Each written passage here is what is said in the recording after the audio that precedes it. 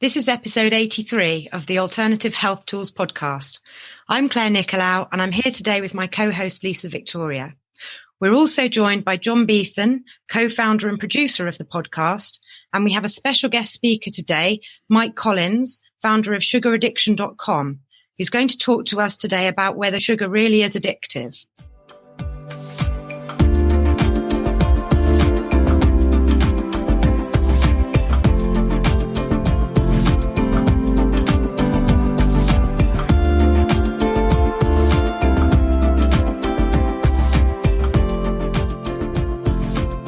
Welcome, both of you.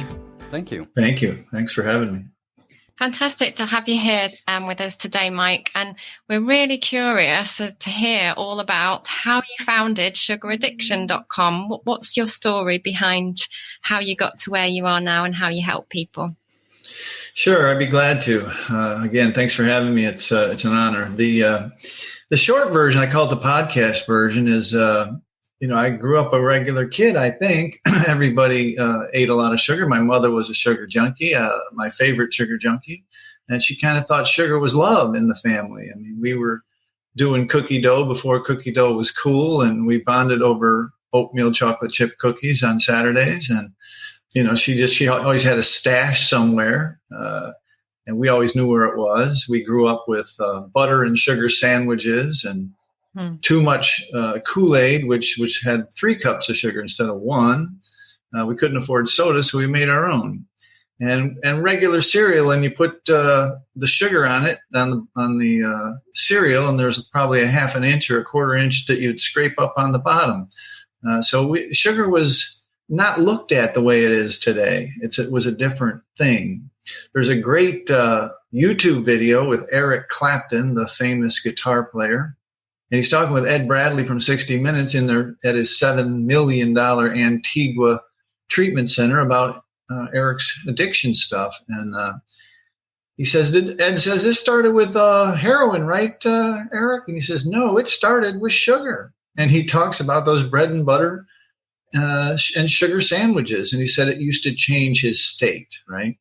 And so I went through my early days unconsciously, like most of the people in the world, using sugar to change my state. If I felt bad or sad, I would go for sugar, and it was free and around the house, and there was always a way that I could get it in my body. And then candy and cookies and sodas and ice cream was just an addition.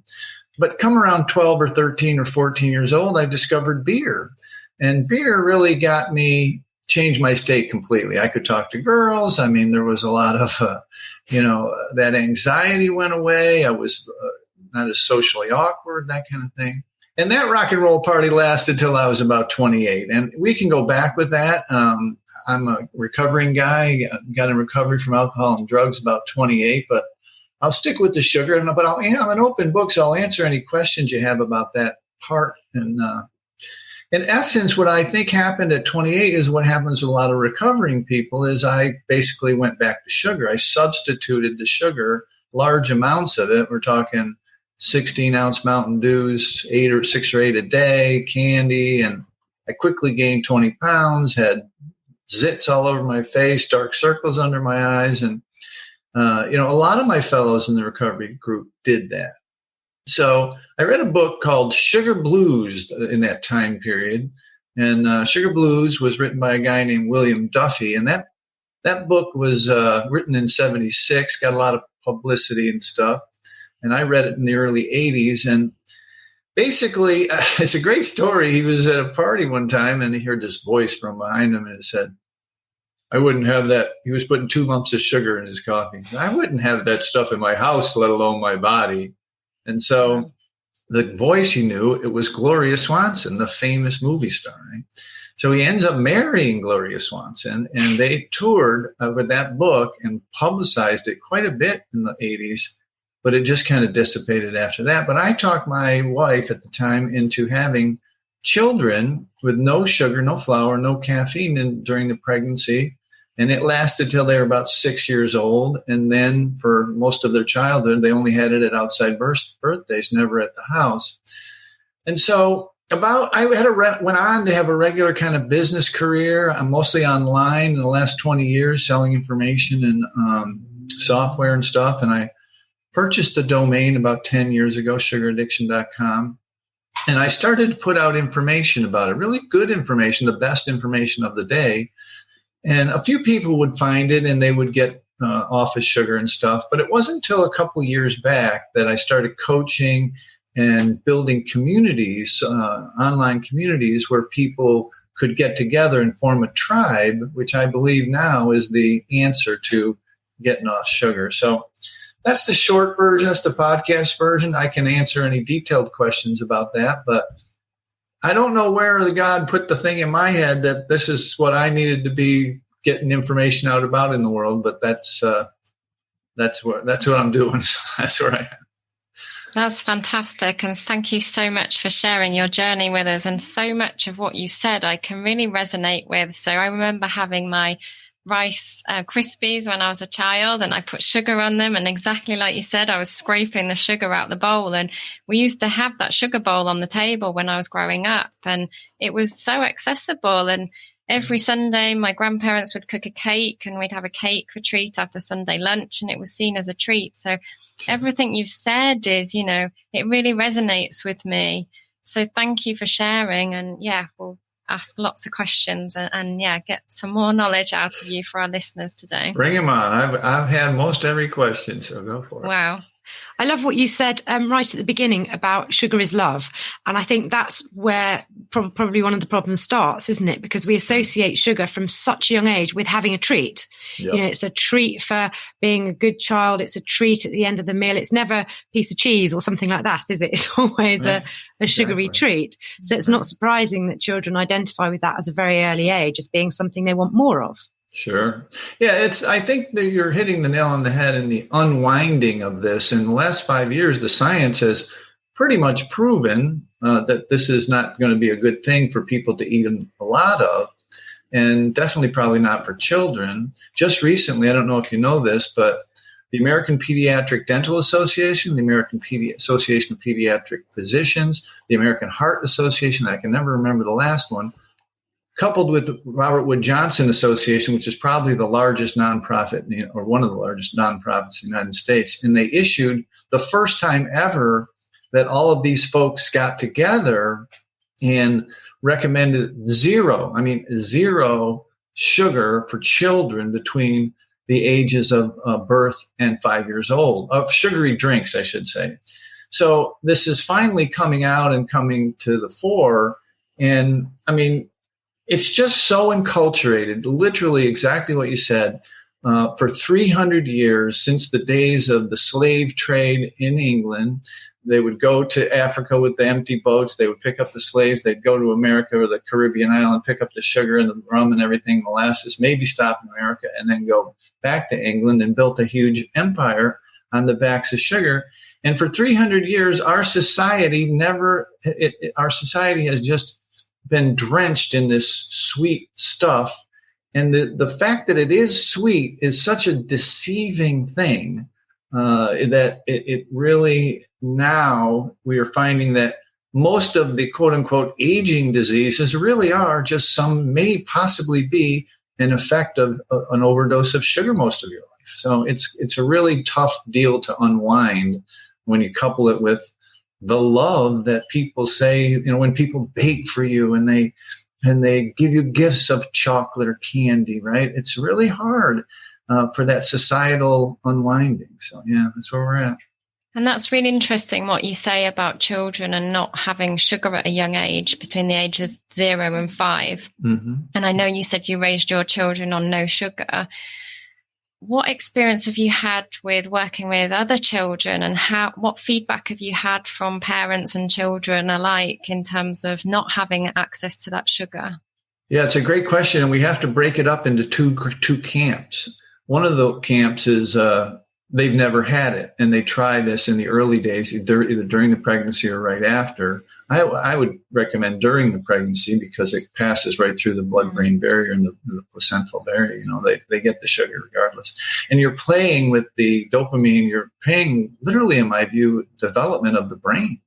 And I used my own children as a guinea pig, basically, and the experiment worked. We'll talk about that later if you want. But basically, that camp, like if a woman finds out that she's pregnant, she will quit drinking alcohol immediately, quit smoking cigarettes immediately. Very difficult things to quit, especially cigarettes, and they will quit immediately, right?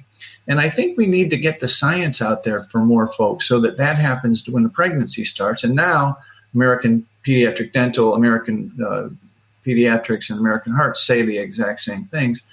So I think that has to happen. And we have complete control between ages, birth, or the in the womb until they're 4 or 5 years old. We control their food. So that's, I think, an easier task. The harder task comes when 90 probably plus 5% of children now, they've already been exposed, right? They've already had the sugar. They've already had sugar used as here, have a sugar and go be quiet for a minute. Go watch the television for a minute. They've used it as a behavioral management tool. They've used it as, you said, as a treat, as a reward, as a, just it's convoluted, if you will. And so when you take it away, they all of a sudden, if you're not putting your own oxygen mask on first, if these children are under 10 years old, they will pay attention to what you're doing and not what you're saying. They will ride with you. But if they get to be 9 or 10 or 11 years old and you're still using sugar and you try and take it away from them, it's a nightmare. It's an absolute nightmare. So you have to break it up into different camps as to where you are with your age of your children. Yeah, I think that's a really amazing point that you've just made there. Kids do as you do rather than do as you say, don't they? And they observe, a lot of our learning is through observation. So if the parents are eating sugar and then you're telling the children not to eat sugar, what are they going to do? They're going to learn by observation. My father told me never to drink. That's not something he did regularly. That didn't stop him from drinking. So Mike, talk to us a little bit about why addiction to sugar is so bad. Yeah, I don't think the podcast's long enough, but anyway. Give us the podcast version. Okay, I'll give you the podcast. That's a great way. So the recent research, in my opinion, I'm going to skew this a little different than people think, okay? The recent research in the last 5 years really started with a guy named Robert Lustig, and you guys can look him up. He's very famous nowadays. And I've read his book, Fat Chance. Brilliant book. Brilliant book. Right? And it started with a YouTube video called Sugar, the Bitter Truth. And it would just literally, it's a boring kind of, but he's a charismatic guy. So kind of a boring 90-minute college lecture on fructose, right? And fructose is an interesting compound, right? There's nothing in nature that's poisonous that contains fructose, right? And there is also only one way. There's also nothing in the human body that requires fructose, right? And it can only be processed in the liver. So now you take the fructose and you process it, right? In other words, it's not in fruit. And I'll get into fruit later if you want, but that's an amazing story but with the fructose in fruit. But when you process it down to a white powder, a crystalline powder, now you have a drug. Okay. And that drug affects, fructose in fruit is almost identical to fructose powder. So, but I'm going to separate it for a second. So the fructose affects the reward systems in the brain. Okay. Now everybody's always been and should be and should be. Table sugar is half fructose and half glucose. And when you raise the glucose level, what happens is, you get high blood sugar and diabetes and all these other kind of things, and it ravages your body, right?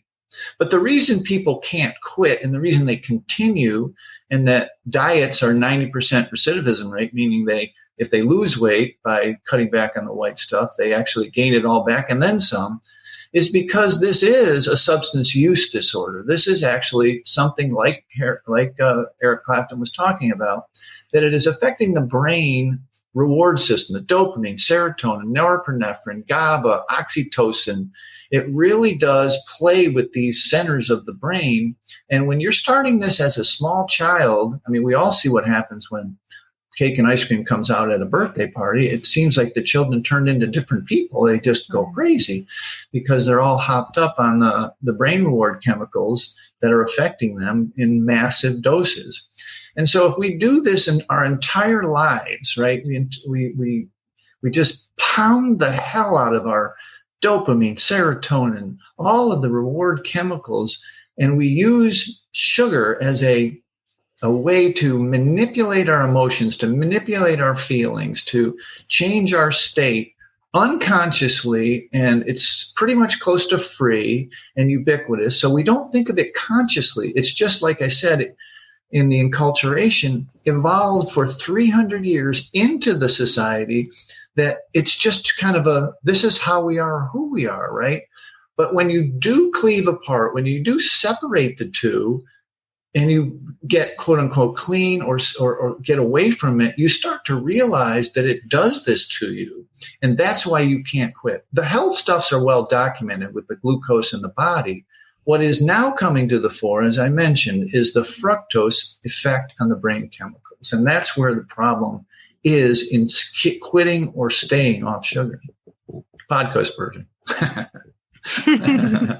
So just in terms of then health problems, what are the main issues? I mean, there's diabetes and, there's the well-documented health problems, but what is going to happen to you if you eat too much sugar for too long? Well, I mean, I think the one that people, we talked about as we came in is, people want to know, do I have to do this for the rest of my life? The way people come in to see me or come in any diet really is the weight. Okay. The weight is the most visible, the most obvious. That happens pretty quickly if someone's abusing sugar or lots of it. Right.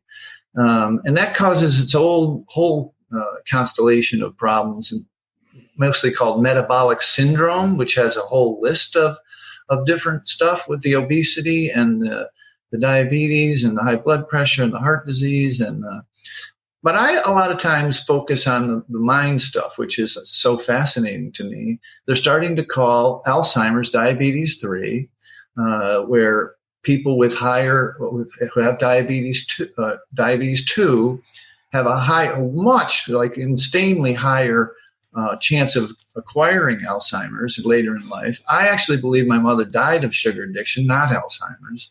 I watched the whole process from her earliest days to the ending days when she had no mind to filter, to rationally decide, and all she wanted to eat was sugar.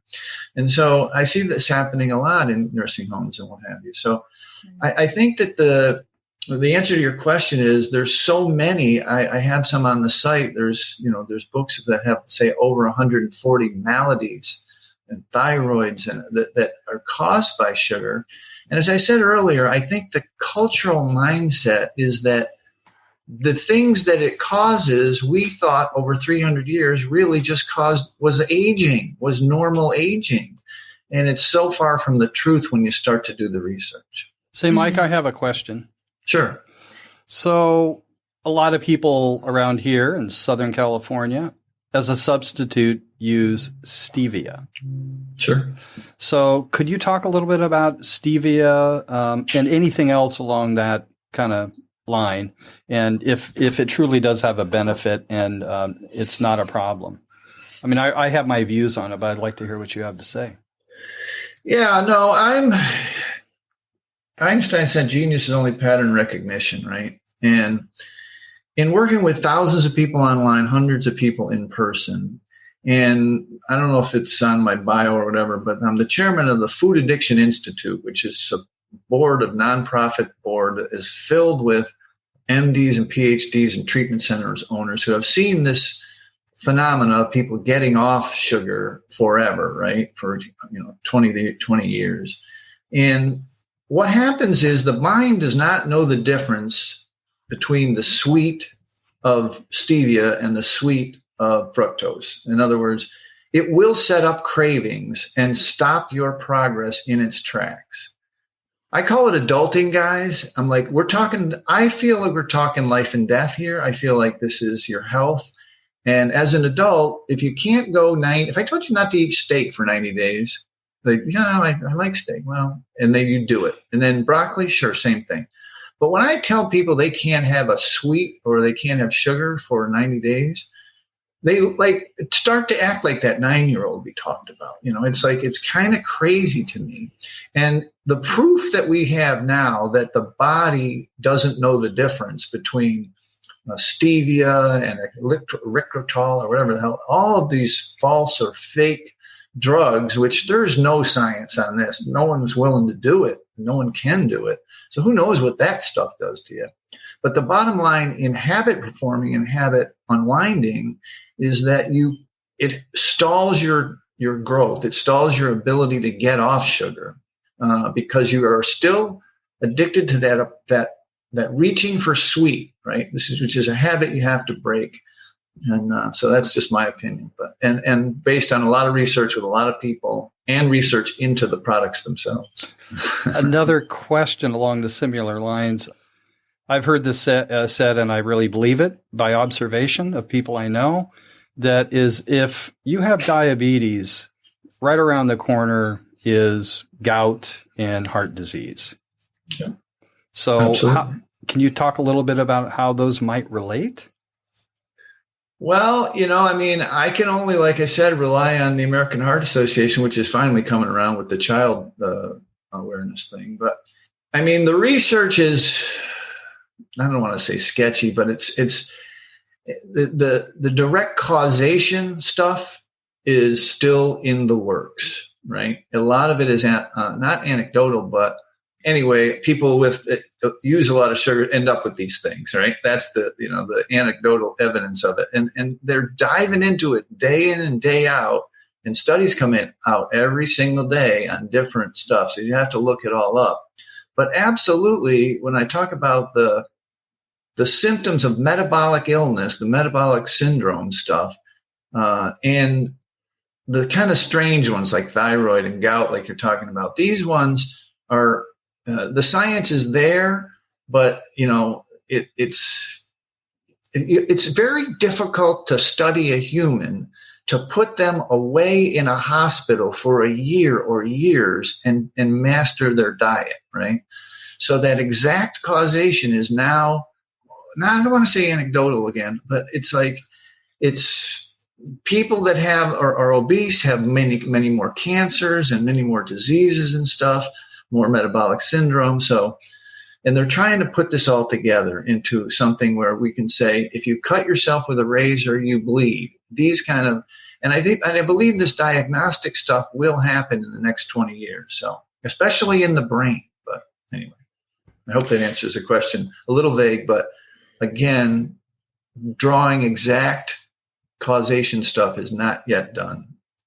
So, Mike, when you're talking about sugar addiction and people giving up sugar, it sounds as if you advocate doing complete cold turkey, trying to completely eradicate sugar from your diet. Or is that what you think is best? Or should people that are concerned about their sugar intake try and, kind of reduce their sugar intake gradually? Yeah, no, it's a good question. I can't remember if we did it on the podcast or just before, but yeah, everybody asked, do I have to do this for the rest of my life, right? And that is, what I ask folks is what I call give themselves the gift of 90 days. And 90 days of what you talk about, cold turkey, complete abstinence from flour and sugar, and in most cases, fructose, meaning dried fruit and heavy amounts of fruit, to see what happens to their body and what happens to their mind, just to see. Just to give yourself that clean slate, just to examine it. The quote or the kind of thought process of everyone has their own answers and the search is inward and this kind of stuff. If folks are willing to do that, if they're seekers enough and explorers enough in health and mental health and wellness, then they would give themselves this little test. Like if you were to go to an allergist, the allergist would scratch your back all the way down with pollen and everything else, grass and everything to see what you're allergic to. So my question is, can you just do this with sugar? Can you just try this out? Just try it for 90 days. And I can tell you the results in my private group on Facebook and my mentoring group and my clients. Anyone who adheres to this and attempts this and goes the whole 90 days and truly did it, no cheating, no one that I've ever heard of has ever gone back to using sugar again. Their skin is cleared up. Their weight is falling to it, if they're not already all the way there, falling to a normal right-sized body for them. They wake up in the morning. They're no longer anxious or depressed. They're not sleepy all the time. It really changes your view of both mentally and physically what your body is and what it can do. So it's a tough one in this society and personally, because it is a strong draw and such a strong habit. But that's what I ask folks to do. And I think that's what folks have to do, because they have to, have their own answers. I can't give them the answer to that question. They've got to do it themselves. A lot of people will, what we call, add stuff back. Like if they want to add a little blueberries back or a little strawberries. And sometimes it doesn't affect people. Some people can eat some oats. Some people can't. Some people can eat nuts or what we call droops, which are basically fruit seeds. They're cashews and walnuts and pecans and that kind of stuff. But for some folks, they can't eat that either because it leads them back to craving. So you've got to be willing to do this experiment on yourself. And I think you have to be so careful about it, don't you? Because, even these days, I could go into the local supermarket and I could buy a packet of tomatoes. Some of those tomatoes have been sprayed with a sugary kind of solution to keep them, preserved. So unless you've grown it, you've pulled it off a tree, or you've shot it and cooked it, you actually don't know, do you? Whether you're going to eat something, you're going to ingest something that's had some sugar added to it. Yeah, that part's really scary. We haven't even got into like food additives and stuff, but. So here, Mr. Curiosity. No worries. Probably about 15 minutes ago, you said, if you want to talk about fruits, we can. So let's, shall we? Okay, so this I get a lot more pushback than even the sugar. If I hadn't done it myself personally and had a lot of folks that, are on the board over at the Food Addiction Institute and people bugging me about it, and Dr. Lustig's stuff, the difference between orange juice, fresh squeezed, organic, beautiful orange juice, and a Coke with the fructose hit to the liver is absolutely zero. There's no difference at all. The fructose hits the liver and has to be processed through the liver in the same way. Then, remember what we talked about with the brain chemicals and the fructose hitting the brain chemicals. So the orange juice is doing the same thing as the Coca-Cola. So as far as getting off of it, you cannot. Let's look at a navel orange, gang. A navel orange has 0 seeds.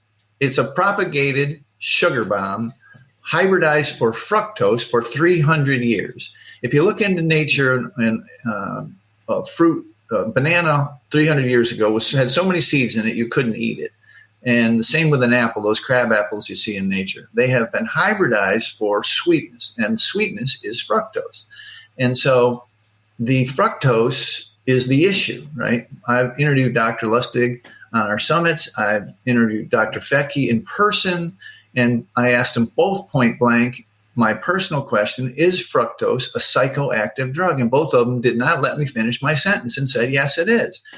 And so their research is into this fructose being the what he calls the offending molecule. This is the offending molecule. And so large amounts of fruit will lead you back to the craving of regular fruit, regular sugar. And dried fruit is essentially just fruit or just fructose. Agave syrup, the stuff they use in tequila and the stuff they use as sweeteners in health food stores, is 90% fructose or 80% fructose. So the answer is not, is it the fruit, but what about the fructose? It's the stuff that has been upped in our diet over 300 years, and 300 years in our evolutionary cycle is about 30 seconds or less. It's not very long. And the human body was not meant to ingest this product they were meant to ingest it at the time of peak ripeness of stuff that is not really edible much. And it's only 1 or 2 days of the year in any given area. And then it would disseminate the seeds, if you think about this anthropologically and evolutionarily. And so I get a lot of crap on that. And there's a great video by Dr. Fetke called "Is Fruit Good for You" on YouTube, which will solve this in a much more scientific way and much more helpful to your listeners. Yeah, and then my only other comment would be, and it's everywhere, everything. It's everywhere. So you can't, I don't go out to eat. I just don't. There's only one restaurant I go to because I know everything is organic and not screwed around with. Right. Well, I appreciate your curiosity. Over half of the podcasts I do are because the host wanted to know about their sugar issue. so don't feel in an elite group. So. For me personally, I find this whole topic fascinating. And I'm loving this discussion today. And what kind of we're talking about really is most people are trying to cure an addiction. And what I love about, what we talked about earlier, and I want to loop back to the experiment we talked about with your children, because that's almost working at it from the point of prevention. So rather than getting to the point of trying to cure something, because we all know that curing something is a lot more challenging. Yeah. So could you tell us a little bit more about the experiment with your children and how that was successful, and how I guess parents out there can help their children start to prevent these addictions from happening? Yeah, again, I kind of go back to the quitting alcohol or cigarettes right when you find out you're pregnant. And I think if people would, younger childbearing age women would read up about the sugar stuff, then they wouldn't. And I think that the ingestion of sugar and the cuteness of, you can have anything, banana split with a pickle on it, or these kind of cravings, quote unquote. I think it's just fear and insecurity, and people didn't know and realize, so they would have this product because they're a little nervous about having a baby, maybe their first or whatever, even their second or third.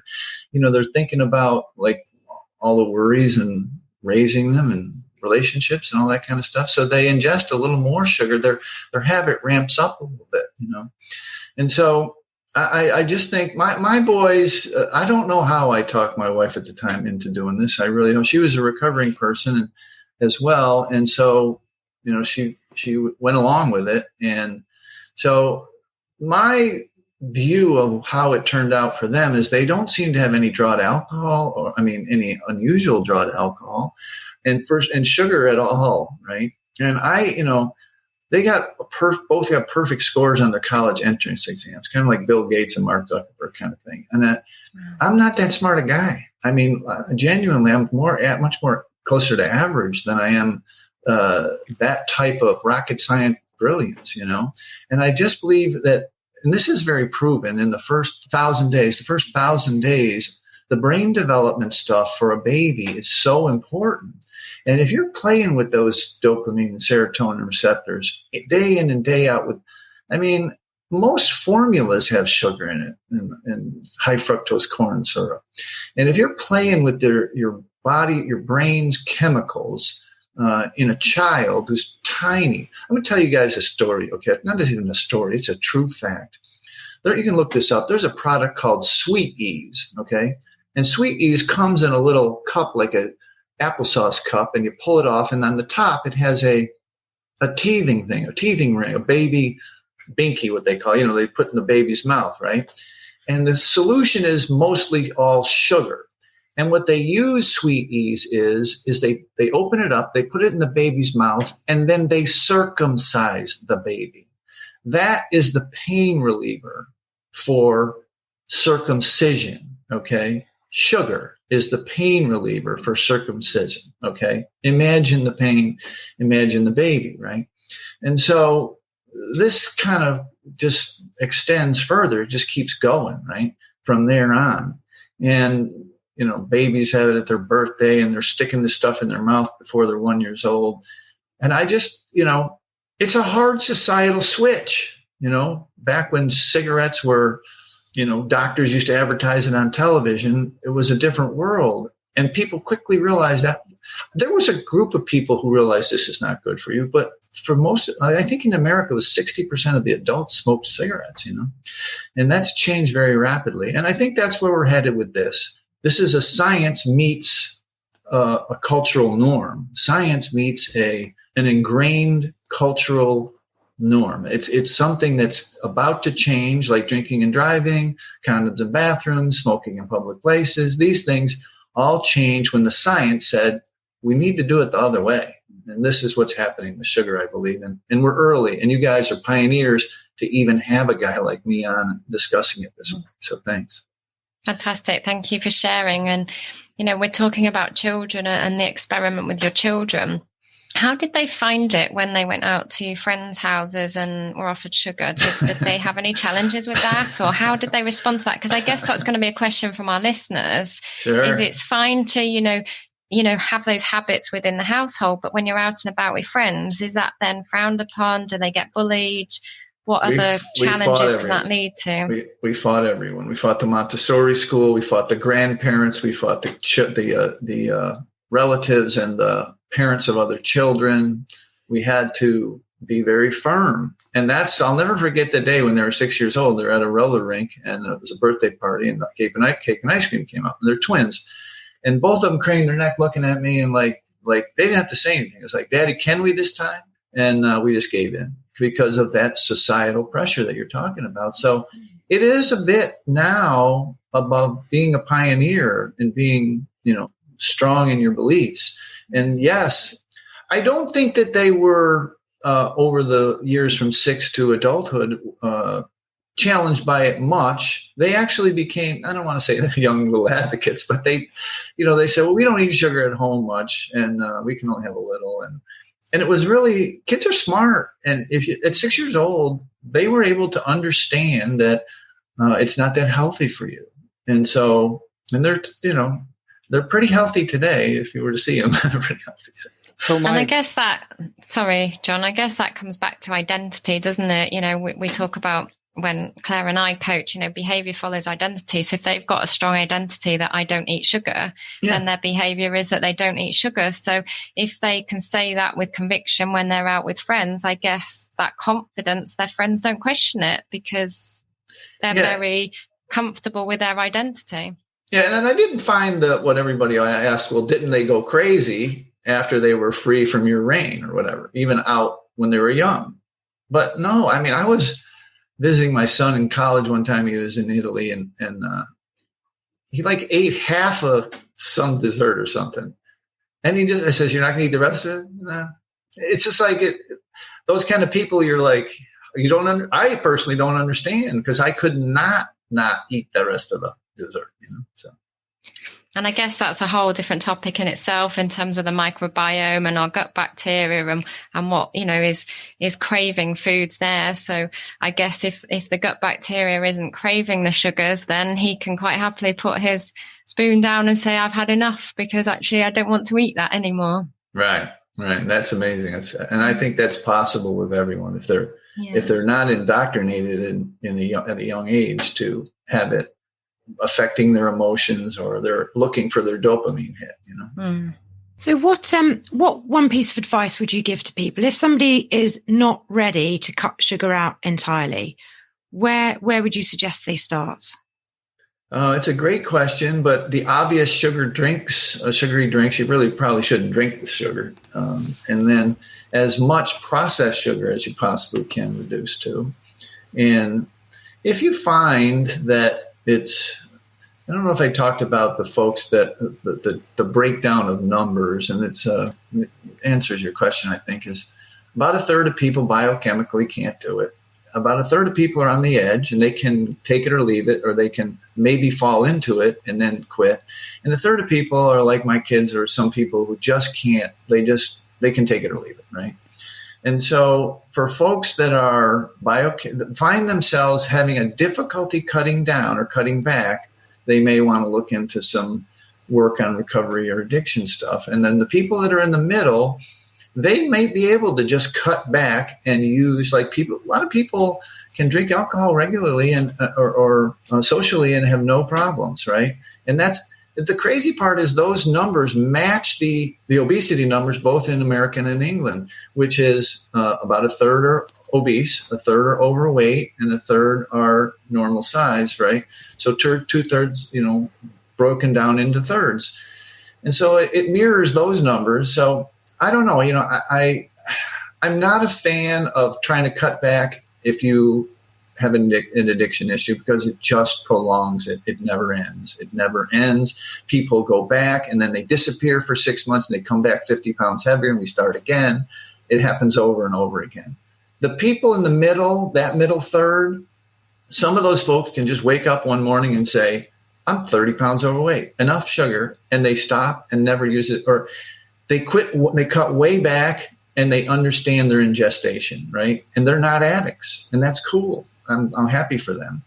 So it just depends who you are when you ask that question. Okay. Because a lot of people, who are normal weight may still have an issue with sugar, but may not necessarily recognize it or 100%. have the same desire to want to cut it out because they're okay with what they see in the mirror looking back at them. They can't see 100%. what's inside of them.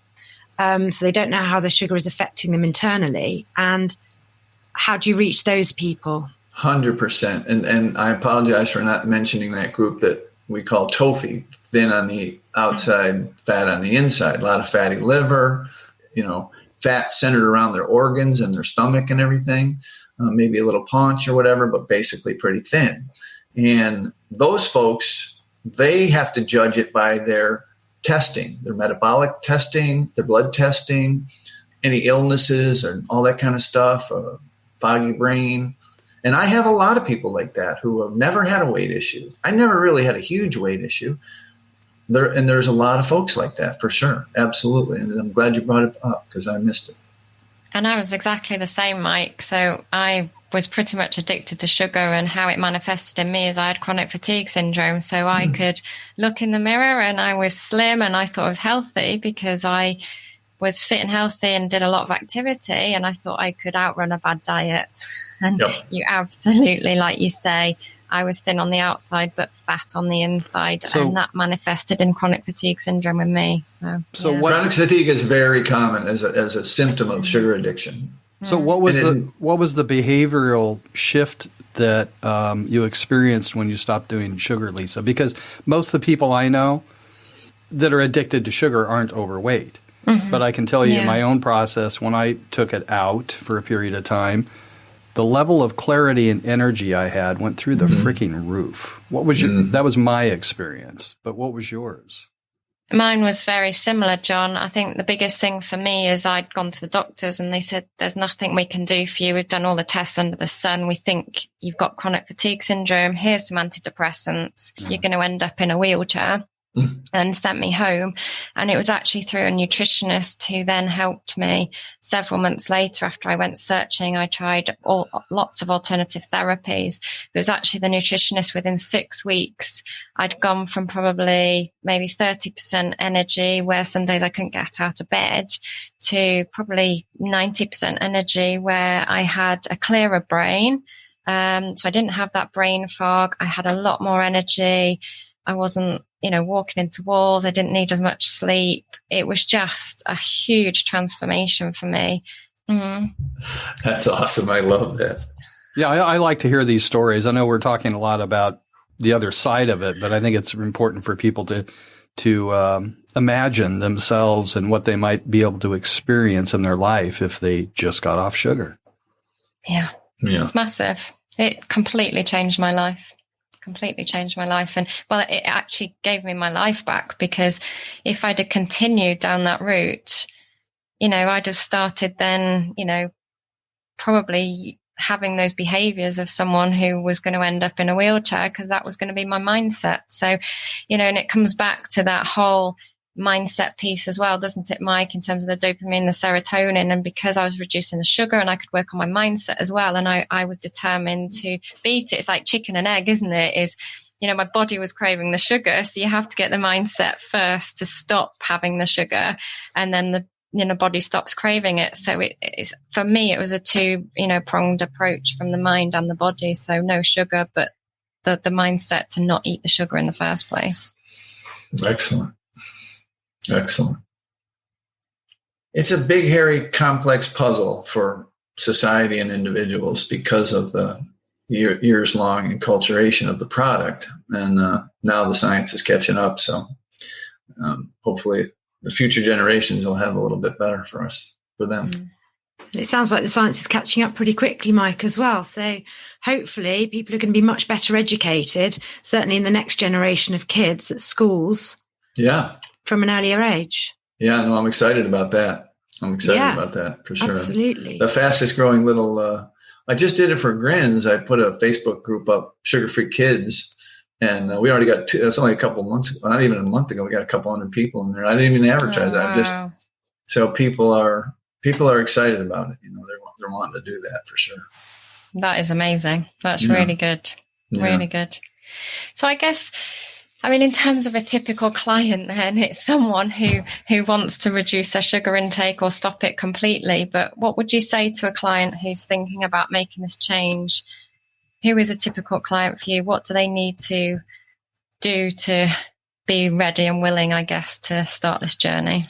That's a great question. People ask me, what's my business model? I tell them I search for people that are ready. And it doesn't matter what kind of education, community, or support we give someone. If they're not truly ready, it has to be an internal process.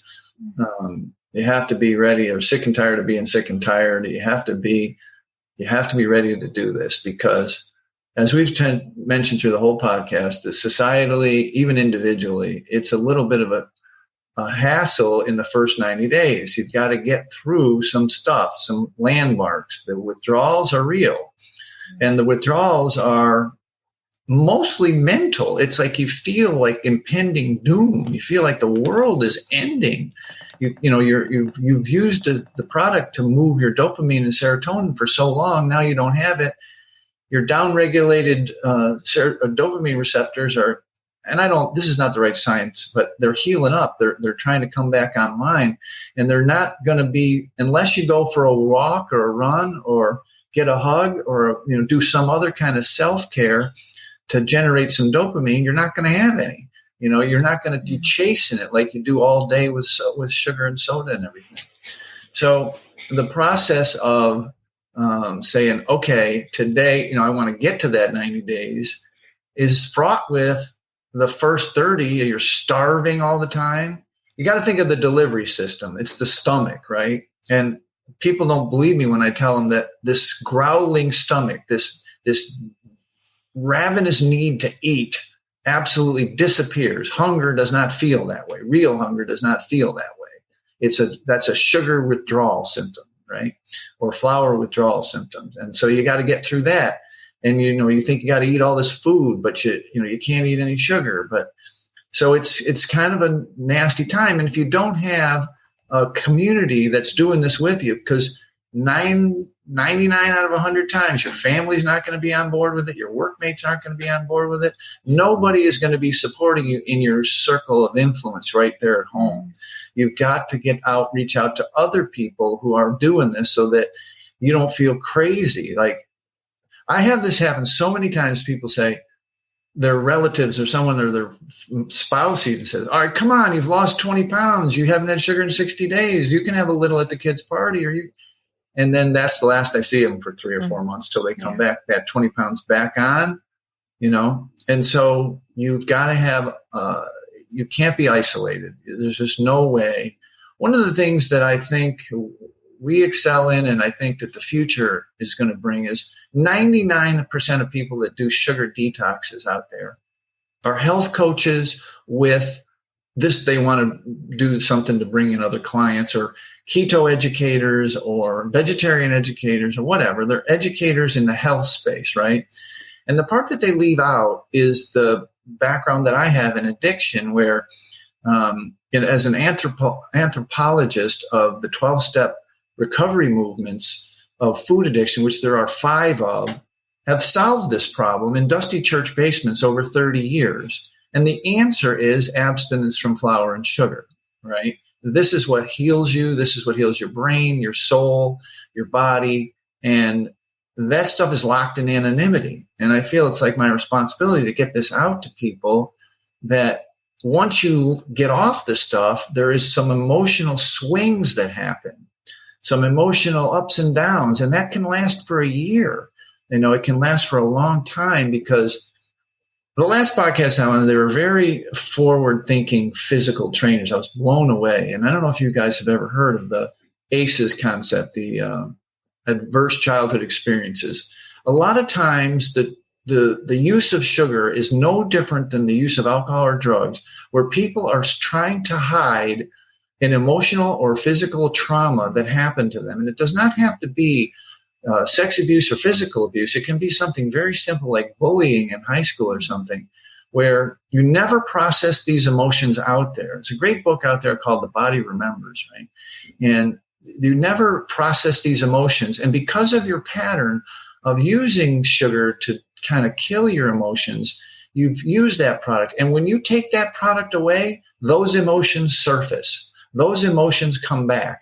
And they are not necessarily tied to the day you're in today about your boss or your kids or your husband. This could be old stuff that's processing, and you're angry and you're hungry. And if you don't realize this is happening to you, you will re-ingest to stop it, because you have a life to live. You have people that, meetings to go to, kids to raise. You don't have time to break down and cry. You don't have time to break down and worry. You have to get through it. And the process that you use since the womb forward is sugar, and to stop those emotions from flowing. And so you've got to figure other ways to help you process: walks, hugs, exercise, whatever, a mani-pedi, it doesn't matter, a massage, different ways to help process through your emotions. So again, I don't want to get on that rant, but it's such an important part of the puzzle that most people leave out when they say, I just need a menu and the instructions. It's really massive. And I was talking to a lady yesterday, and we were talking about this, and I was saying, could you consider, reducing your sugar intake or cutting it out? And she said, oh gosh, no. She said, because I get hangry, which is, as you've just mentioned, angry and hungry.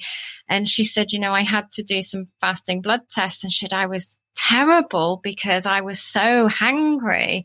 Yeah. And I guess it's that fear, isn't it, of going without food. So what would be your piece of advice to someone out there who is having that fear of being hungry and angry? What one piece of advice could you give someone with that fear?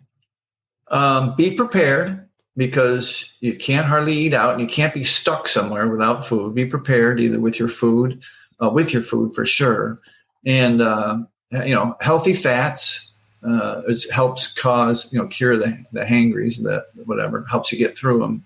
And have a community, have someone you can call who doesn't think you're crazy, who understands it completely. So you talked, Mike, about the tribe. How can people come and join your tribe? Is that by signing up on the sugaraddiction.com website? Yeah, I mean, we've got from, do-it-yourself kind of thing that joins the community, the Facebook group, which is 3,200 people strong now. It's a group of people that is the most loving people on the planet, I think. They've all been there. They've all worked this out from all over the world. So it goes, 24 hours a day. And it's, they're from, like I said, I mean, you can log on anytime and just say, I'm losing my mind, and I'm 6 days in and I can't. And, 20 or 30 people will help you answer. And it's not the same as picking up the phone, but a lot of people now pick up the phone or message one another, text one another. So it's a place where you meet those kind of people. But yeah, and then we have personal coaching if you want to do all that. But it's just a small group of people who are moving in that direction with you, because, your husband says, enough, I want some treats, or your kids want their treats or whatever. You feel alone, basically. And when we're tribe animals, when we feel alone, we're going to go back with our tribe that we used to have. That's been fascinating. Thank you so much. Mike, is there anything you want just to leave listeners with? One lasting point that they can take away from this today? Yeah, the only thing I always say like that is that be your own boss. If you're a pioneer, if this stuff resonates with you, if there's anything that makes sense to you, do your own research. Get out there and figure it out, and use your own body as a testing vehicle with research and with people that have done it before.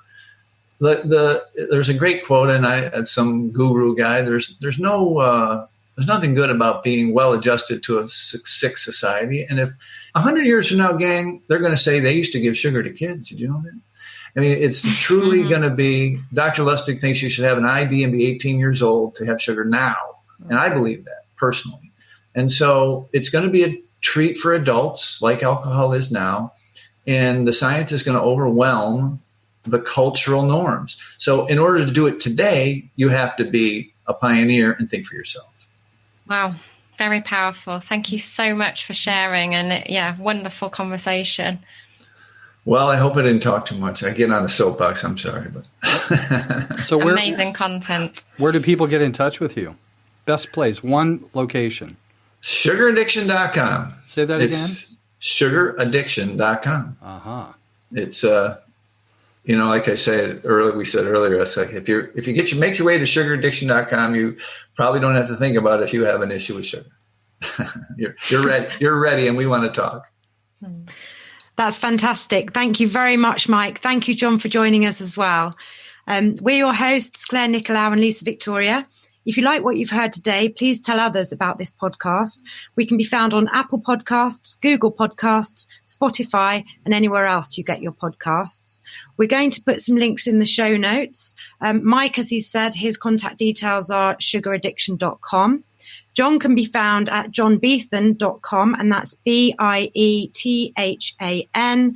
And as always, if you've got any feedback for us, we'd love to hear it at feedback@lifehacksforliving.com. Thank you very much. Take care, everybody. Bye-bye. Thank you, Noah.